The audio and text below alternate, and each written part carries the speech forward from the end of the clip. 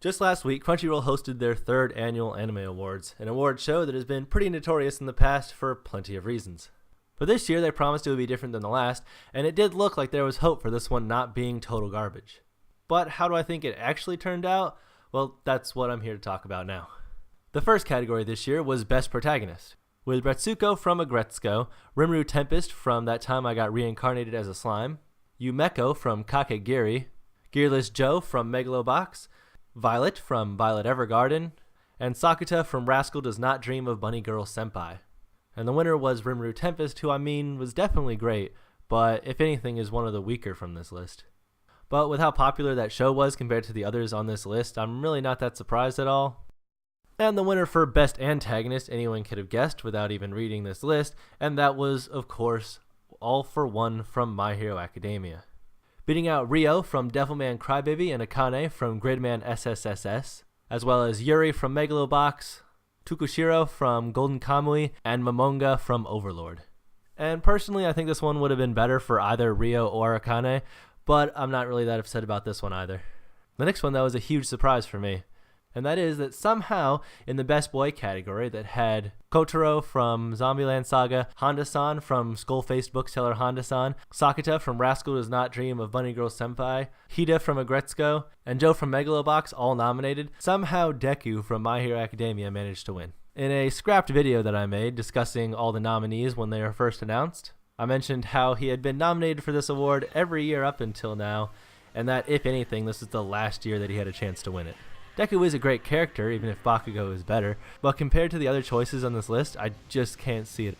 But all is right in the world, because when it comes to the most important category in the awards, that being, of course, Best Girl, the far superior Mai from Bunny Girl Senpai managed to pull out the win, beating out Anzu from Hinamatsuri, Hinata from A Place Farther Than the Universe, Lily from Zombieland Saga, Asupa from Golden Kamui, and Nadeshiko from Laid Back Camp. This year had a lot of really great girls, including many from Bunny Girl Senpai alone. From this list, especially Anzu was great. But anybody who watched Bunny Girl Senpai probably would pick a girl from that show. And Mai is Best Girl for sure, so I'm pretty happy. Best OP was going to be disappointing from the start when all the choices that got nominated probably wouldn't even make it into my top 10 for the year. But personally, I was hoping for Deal with the Devil to win. But Kiss of Death from Darling in the Franxx won. But honestly, that was a pretty good OP, and none of my favorites were even nominated, so I guess I can't really complain. Best ED was a bit better in the selection, but everybody knew that Akatsuki no Requiem from Attack on Titan was going to win, especially being that barely anybody watched any of the other choices besides Megalobox. I'm not upset with the choice overall, even if I think either of the nominated Fooly Cooly EDs by The Pillows would have been better. And for Best Japanese Voice Acting Performance, it of course went to Mamoru Miyano as Kotaro from Zombieland Saga. There was no doubt about this one. He killed it so hard with this role, and it's not even up for discussion. There would have been riots in the streets if anyone else had won this award. A lot of the other choices were really great, but if Mamoru Miyano is in the discussion, he will always win. And in almost as big of a blowout, I'm sure, Christopher Sabat as All Might in My Hero Academia was anyone who I talked to who watched dubs clear choice for American voice actor. And that man is a legend, so it definitely makes sense why.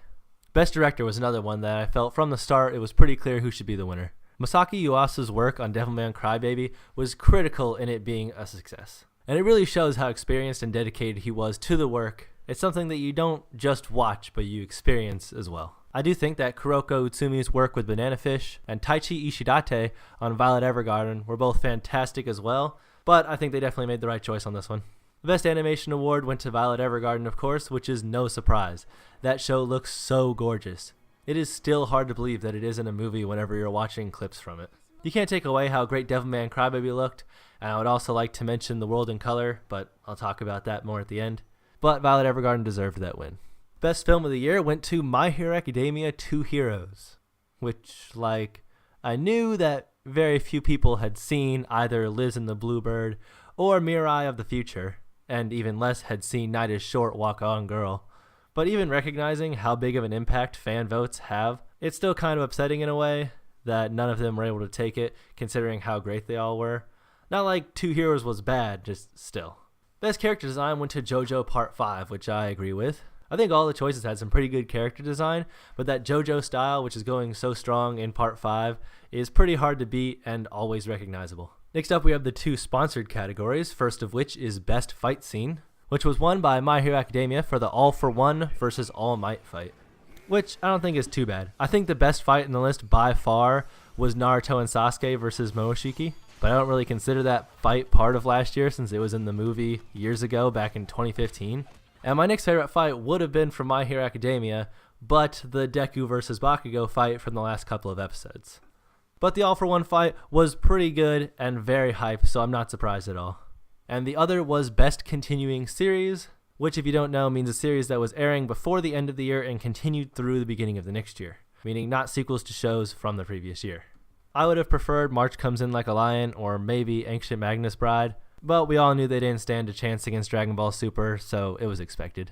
They did an Industry Icon Award this year and gave it to Studio Bones and the director of said studio, Masahiko Minami, which I don't have much to comment on, but it is well awarded. The work provided by him and his studio are undeniably fantastic and they deserve all the recognition. And now for Anime of the Year. This big baddie of the Anime Awards went to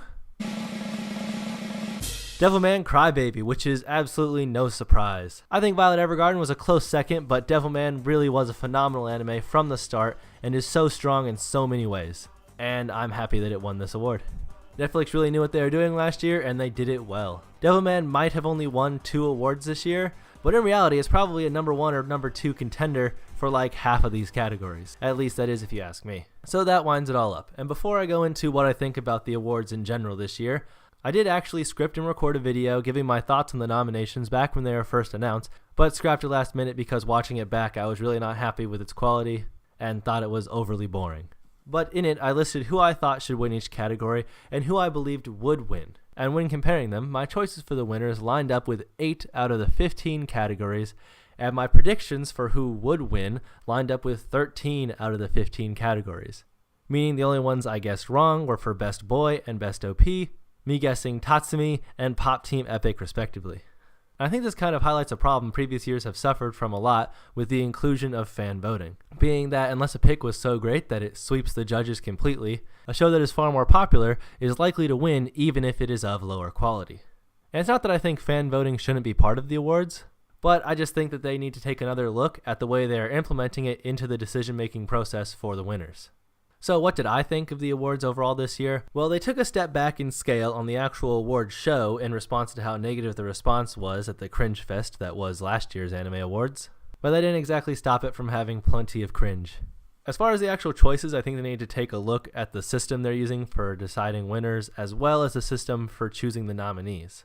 I liked that they clearly didn't try and pull anything shady by pushing down shows on Netflix to let shows on their own platform shine, even if it does kind of look like they did that to Amazon Prime this year, with The World in Color from Fall somehow not being nominated for Best Animation when I think it would be an easy runner-up for Violet Evergarden.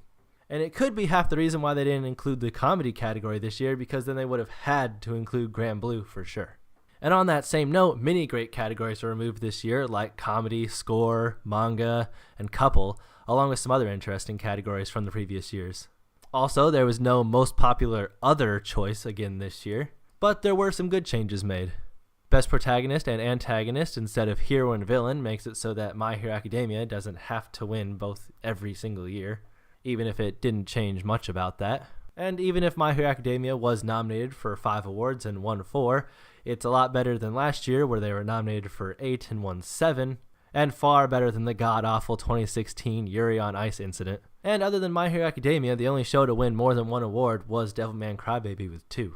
And of course, the inclusion of the Japanese and English voice actor categories is great for giving these people in the industry the recognition that many of them deserve.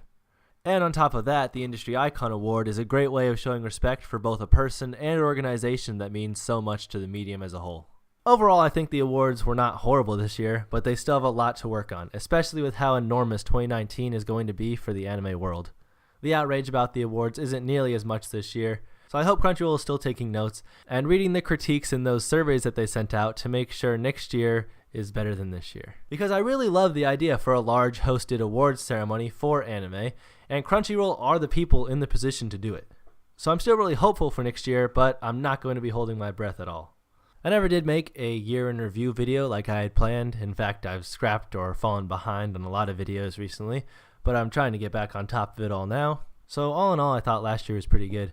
a ton of really good anime that most people would enjoy watching across a wide variety of categories, and a decent amount of actually great anime. Only a few anime that I thought were truly fantastic, and no anime quite like per se Made in Abyss from the previous year that I thought could qualify as one of the all-time greats. But this current year is already looking crazy. This current season alone has destroyed last year in my opinion, and it's not slowing down in the slightest next season, or for the rest of the year from the look of it. So thank you for watching. I'd love to hear your opinion on the awards, on the anime of last year, or about this video down in the comments. And if you enjoyed, be sure to check back in the future for more anime related videos.